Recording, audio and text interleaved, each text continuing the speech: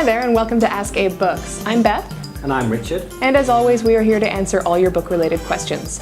Today's question comes to us from Erin G in Astoria, who says, Dear AbeBooks, my 11-year-old daughter Casey is a voracious reader, outside of the classroom. She devoured the Harry Potter series and The Hobbit and loves a good read.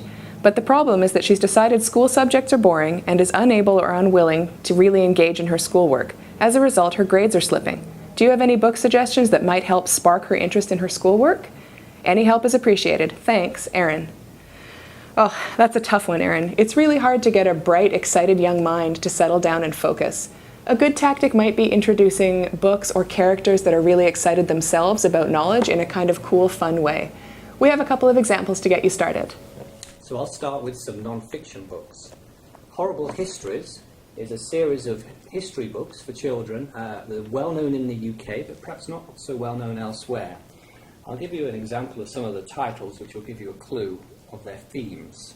Rotten Romans, Savage Stone Age, Vicious Vikings, Frightful First World War, Amazing Aztecs, Awful Egyptians, Measly Middle Ages.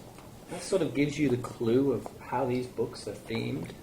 They look at the most gruesome and the most quirky aspects of history and present all this historical information in a very amusing fashion.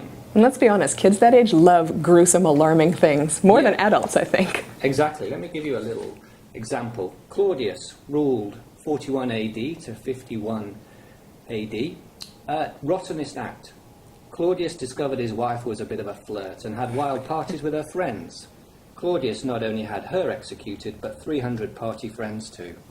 That is definitely gruesome. That taught her, didn't it? But that's pretty much the theme all the way through the books. There's lots of genuine historical information, but lots of, I probably would say toilet humor as well, but blood and guts and all sorts of disgusting things that lots of children will relate to. And they're a lot of fun. So it's still factual, but they're boiling it down to the base, awesome, gross stuff that every kid is going to remember. Yes, a lot of blood, guts, executions, toilet humor, things like that. Wonder if those make it onto the curriculum ever, do you know? I'm not sure. There has been discussion in the UK about putting these books onto the curriculum because they're so loved. They've sold millions and millions of copies. Well, whatever gets them reading. My suggestion is much tamer, I'm afraid. It's The Sweetness at the Bottom of the Pie, the series by Alan Bradley, who is a Canadian author. And it's mystery crime, and the protagonist is actually also an 11-year-old girl named Flavia Deleuze. And I've probably butchered her name.